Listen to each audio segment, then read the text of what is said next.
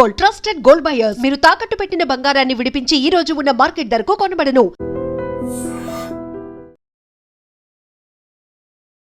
నమస్తే, welcome to I dream. ప్రస్తుతం live call లో జాయిన్ అయ్యారు రిటైర్డ్ ఆర్మీ ఆఫీసర్ వివి రావు గారు. సార్ తో మాట్లాడదాం. వివి రావు గారు నమస్కారం. సార్ నమస్కారం. వివి రావు గారు, ఉద్రిక్తతలు మళ్ళీ కనిపిస్తా ఉన్నాయి పశ్చిమాసియాలో. Israel, America versus Iran. ఇది ఆగిపోతుంది అనుకున్న టైంలో, ఇంకా చల్లబడింది అనుకున్న టైంలో ఒక్కసారిగా మళ్ళీ ఎగసి పడుతున్నటువంటి జ్వాలగా కనిపిస్తోంది. ఐతుల్లా ఖమేనీ అంత్యక్రియలు ఇక ముగిసిపోతున్నటువంటి తరుణంలో మళ్ళీ ఈ విధంగా పెద్ద స్థాయిలో ఘర్షణ జరగటం అంటే ఎలా చూడాల్సిన అవసరం ఉంది? ఇక్కడ ఎవరు తప్పిదం? ఏం జరుగుతుంది? మనం ముందరే అనుకున్నామండి, ఎప్పుడైతే జూలై 9th ఖమేనీ అంత్యక్రియలు పూర్తవుతాయో తన స్వగ్రామంలో పబ్లిక్ సపోర్ట్ ఎక్కువ కనిపిస్తే ఇరాన్కి సడన్ గా బలం 1000 రెట్లు పెరిగినట్టయి హార్ముజ్ జలసంధిని వదలదు. హార్ముజ్ జలసంధిని వదలకుండా అక్కడ టోల్ ట్యాక్స్ వసూళ్లు చేయాలని చూస్తుంది. దానివల్ల అమెరికా మళ్ళా బ్లాకేడ్ చేస్తుంది, ఫైరింగ్ చేస్తుంది. ఇది ముందర అనుకున్నదే. అయితే ఇప్పుడు వరకు ఇజ్రాయెల్ జాయిన్ అవ్వలేదు. ఇంకా మళ్ళీ తిరిగి ఇజ్రాయెల్ లెబనాన్ మీద మాత్రం చేస్తూనే ఉంటుంది. సో ఇది మనం న్యాచురల్ గా అనుకున్నది. ఇరాన్ పై చేయి అనుకుంటున్నాం. సో ఇది నడుస్తూనే ఉంటుంది. పూర్తి రెజీమ్ చేంజ్ అయ్యేంత వరకు యాక్చువల్ గా ఇజ్రాయెల్ అనుకున్నట్టు ఇది జరుగుతూనే ఉంటుంది. అంటే ఎంతవరకు వెళ్ళే అవకాశం ఉంది సార్? ఇప్పుడు వాళ్ళేమో హర్ముజ్ దగ్గర టోల్ వసూలు చేస్తా ఉంటున్నారు, అమెరికా ఏమో దానికి ఒప్పుకోవటం లేదు. ఇక ద్వీపాలు అన్ని కూడా మేము నాశనం చేసేస్తాం, ఇక ఇరాన్ ని బతకనీయం అని ఒకవైపు వీళ్ళు చెప్తుంటే, ఇక్కడ పెద్ద ఎత్తున కోట్ల మంది వచ్చినటువంటి పబ్లిక్ అంత్యక్రియల వేదికగా ట్రంప్ ని చంపేస్తాం, నెతన్యాహుని చంపేస్తాం, ఎంతకైనా పోరాడతామని అంటున్నారు. మనం చూస్తే 6వ తారీఖుని ఖమేనీ అంత్యక్రియలు మొదలైనప్పుడు ఒక బ్యాండ్ ప్లే చేసిందండి. ఆ బ్యాండ్ ప్లే చేసినప్పుడు ఒక పాట పాడారు. అందులో death to America, death to Netanyahu, death to Trump అని స్పష్టంగా చాలా క్లియర్ గా వాళ్ళ భాషలో చెప్పారు. దానికి మ్యూజిక్ కూడా జోడించారు. అందులో ఇంటర్నేషనల్ గెస్ట్ వచ్చిన రిప్రజెంటేటివ్స్ కూడా చాలా మంది ఉన్నారు. అంత ముందర కూడా అది చేశారు. ఇది ఎలాగా ప్లాన్ చేస్తుంది, ఎందుకంటే ఇరాన్ చాలా తీవ్రంగా గాయపడింది. సో పొలిటికల్ లీడర్స్ ఎవరైతే ఉన్నారో డెసిషన్ మేకర్స్ కి వాళ్ళని అర్థం చేయడానికి ముందర కూడా చెప్పింది, ఇప్పుడు కూడా ప్రయత్నం చేస్తుంది. అందులో డౌట్ ఏమీ లేదు. ఇజ్రాయెల్ ఒక రోజుని 51 మందిని మొత్తం మీద ఫస్ట్ 2 weeks లోనూ నాశనం చేయగలిగినప్పుడు వీళ్ళు కూడా అదే ప్రయత్నం చేస్తారు. కాకపోతే వీళ్ళకి రీచ్ తక్కువ, వీళ్ళ డెడికేషన్ తక్కువ. అదొక్కటే మనం గమనించాల్సిన విషయం. తర్వాత ఏదో రోజుని ప్రతి వాళ్ళకి సక్సెస్ వస్తుంది. ఆ సక్సెస్ రాకూడదని మనం చూద్దాం. నెతన్యాహు ఒక కామెంట్ కూడా చేశాడు సార్, ట్రంప్ ని చంపేందుకు ఈసారి చాలా సీరియస్ ప్లాన్ తో ఉన్నారు, చాలా వ్యూహాత్మకమైనటువంటి ఎత్తులు ఇరాన్ వాళ్ళు వేస్తా ఉన్నారు, ట్రంప్ జాగ్రత్తగా ఉండాలి అని. ఎందుకంటే గతంలో కూడా డైరెక్ట్ గా నెతన్యాహు గానీ ఇజ్రాయెల్ గానీ అఫీషియల్ గా ఇట్లా ప్రకటన చేయాల. ఇప్పుడు ఈ ప్రకటన ఎట్లా చూడాలంటారు? ఇజ్రాయెల్ కి చాలా పవర్ఫుల్ నెట్వర్క్ ఉందండి. మొసాద్ చేసిన నెట్వర్క్ ఇరాన్ లో ఇప్పటికి కూడా పటిష్టంగానే ఉంది.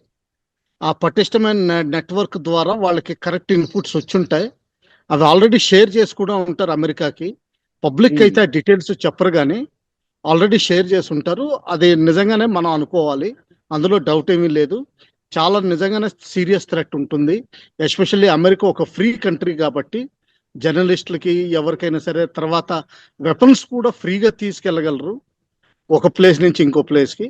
సో అక్కడ ఛాన్సెస్ చాలా విపరీతంగా ఉన్నాయని నా అభిప్రాయం. చెప్పండి. ఓకే సార్, ఇప్పుడు ఎన్నికల ప్రచారంలో ఒకసారి ఫైరింగ్ అయింది ట్రంప్ గారి మీద, అది కూడా ఇరాన్ పనే అని చెప్పి అనుమానం ఉంది సార్, ఏమంటారు మీరు? అదే మనకి దాని డీటెయిల్స్ దొరకలేదండి. మనం డీటెయిల్స్ వచ్చేంత వరకు, ఎందుకంటే ఇద్దరు ఇరాన్ పని అన్నారు కానీ దానికి సరైన ప్రూఫ్ దొరకలేదు మనకి. ఇంకా ప్రూఫ్స్ వస్తే గానీ బయటకు చెప్పలేని పరిస్థితి. సార్, ఇప్పుడు ట్రంప్ నెతన్యాహు కార్యాచరణ ఎట్లా ఉండబోతుంది సార్ ఈ పరిణామాల్లో? ఇంకా తీవ్రంగా విరుచుకుపడతారండి. ఆల్రెడీ ఒక కీలకమైన బ్రిడ్జ్ ఏదైతే చైనాకి వీటికి ఎక్స్పోర్ట్స్ కి చాలా కీలకంగా ఉందో దాన్ని డ్యామేజ్ చేయగలిగారు. రాను ఇంకా పెంచుతారు. కాకపోతే ఏంటంటే పబ్లిక్ అంటే ఇంటర్నేషనల్ ఫోరాకు చూపించడానికి ఇంకా టాక్స్, మేము సమ్మతమే, వాళ్లే రావాలి, హార్ముజ్ జలసంధి ఓపెన్ చేస్తే మేము ఈ అటాక్స్ మానేస్తామని చెప్పి అటు చూపించడానికి మధ్య మధ్యలో కొంచెం విరామం ఇచ్చే, కొన్ని గంటల విరామం ఇచ్చే అవకాశాలు ఉన్నాయి.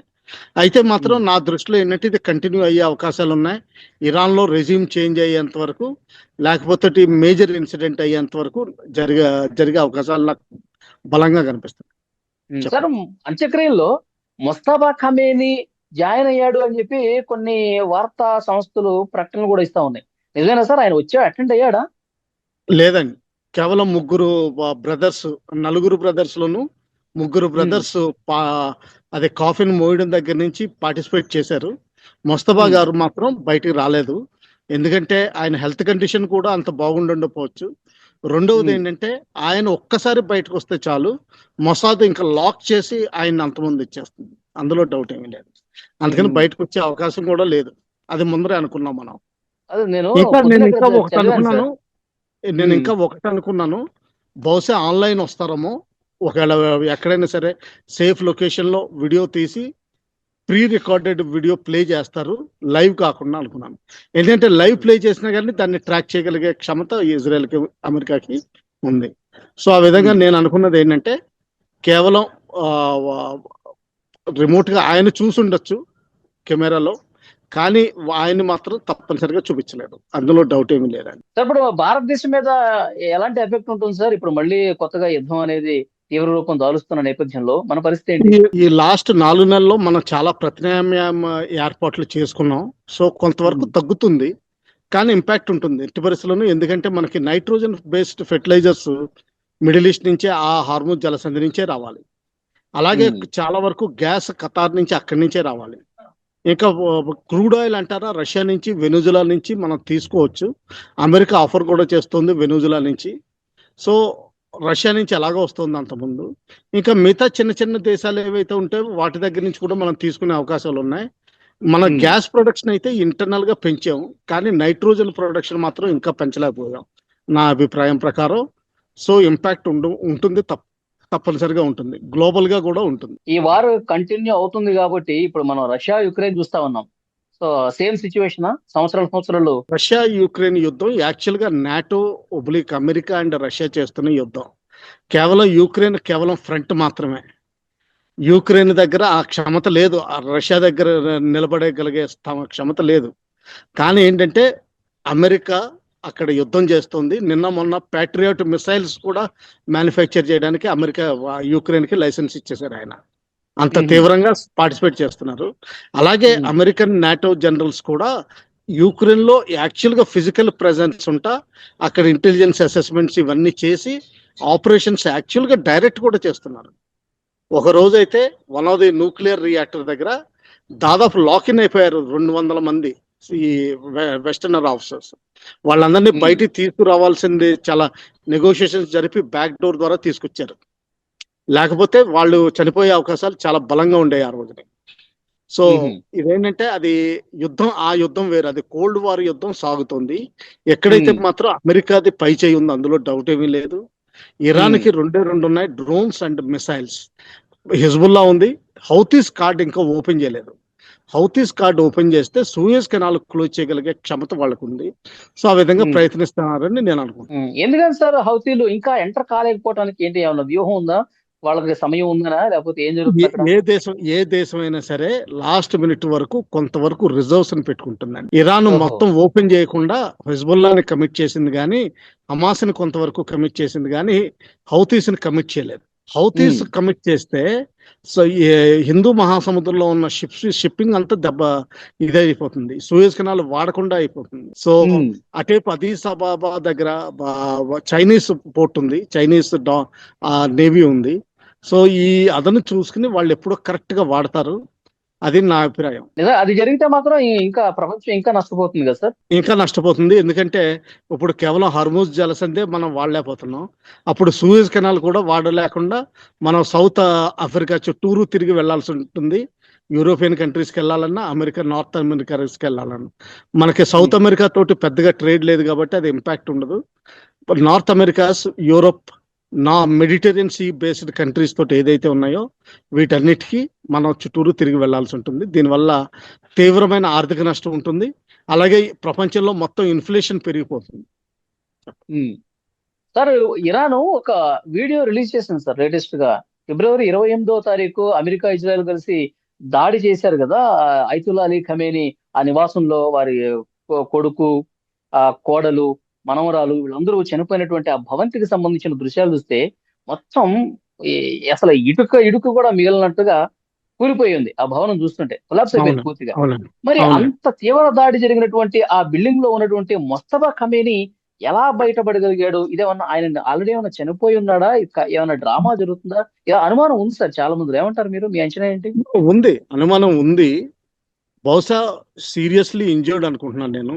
ఎందుకంటే ఉమ్, మరీ ఇంత రిస్క్ తీసుకోరండి. ఒక లేని మనిషిని ఆ, ఎన్నిక చేసుకుని ప్రొజెక్ట్ చేసే అంత డ్రామా ఏ కంట్రీ చేయదు. ఇది హైయెస్ట్ లెవెల్లో. సో ఆయన ఉమ్. సీరియస్గా ఇంజర్డ్ అయితే ఉండొచ్చు. తర్వాత ఏంటంటే ఆయనకి ఒక్కోసారి ప్రావిడెన్స్ ఉంటుంది. ఆ ప్రావిడెన్స్ అంటే లక్. ఆ లక్ దూరంలో దానికి గాయాలు తక్కువ తగిలినాయి అని అనుకోవాలి మనం. ఓకే సార్, నెక్స్ట్ ఇప్పుడు ట్రంప్ కూడా ఒక సందర్భంలో అన్నాడు, నా ప్రాణాలు కూడా ఎప్పుడు పోతాయో తెలియదు, అందరూ కూడా కాసుకొని కూర్చున్నారని చెప్పి ఆయన ప్రకటన చేశాడు. సో నెతన్యాహు కూడా వీళ్ళు ఇరాన్ నుంచి థ్రెట్ ఉంది. ఇప్పుడు ఇరాన్ నుంచి వాళ్ళు ఆయా దేశాలకు వెళ్ళి ఆ దేశాల అధ్యక్షుల్ని గురిపెట్టేంత పరిస్థితి ఉందా? ఇరాన్కి ఆ సామర్థ్యం ఉందా? అంతవరకు వెళ్ళి కొట్టే సామర్థ్యం ఉందా? ఇస్లాంలో ఒక నీతి ఉందండి, ఉమ్మా నీతి. ఆ ఉమ్మా ప్రకారం ఏంటంటే ప్రపంచంలో ఎక్కడ ఏ ముస్లిం ఉన్నా కానీ ఆ ఉమ్మా కోసం పనిచేస్తాడు. వాళ్ళు ఉద్యోగరీత్యా ఆర్థిక అవసరాల కోసం అమెరికా వెళ్ళొచ్చు, కానీ వాళ్ళ లాయల్టీ మిడిల్ ఈస్ట్ మక్కాకే ఉంటుంది. తర్వాత ఏంటంటే వాళ్ళు ఇప్పుడు కొత్తగా ఐసిస్ తీసుకొచ్చిన ఒక థియరీ ఏంటంటే స్టాండ్ అలోన్ అటాక్స్. అంటే ఒక మనిషి ఎవరి మీద ఆధారపడకుండా తనే తయారు చేసుకుని తనే సింగిల్ అటాక్ చేసే విధంగా. సో ఈ మేమేమంటామంటే జనరల్గా డిఫెండ్ చేసుకోవడానికి మనం 100 ప్రయత్నాలు చేయాలి, కానీ టెర్రరిస్టులు మాత్రం ఒక్కసారి సక్సెస్ అయితే అది చాలు. ఆ ఉమ్, సక్సెస్ అయ్యే అవకాశాలు చాలా ఉంటాయి. ఎక్కడో దుక్కుని ఒక లొసుగు కనిపిస్తుంది వాడికి. ఉమ్. తర్వాత ఇప్పుడు మన ఇందిరాగాంధీ గారిని ఎవరు చంపారు? ఆవిడ బాడీ గార్డ్సే చంపారు. అవును, అవును. సో ఇప్పుడు అందులో ఎంతమందికి పాలెస్టీన్ సింపతి ఉంది అన్నది కూడా డౌట్ఫుల్ ఉంటుంది. సో ఇవన్నీ ఓకే. పాలెస్టీన్ సింపతి ఒకటి, తర్వాత లెబనాన్ సింపతి ఒకటి, ఉమ్, తర్వాత యాంటీ ట్రంప్ కానీ యాంటీ నెటాన్యాహు కానీ.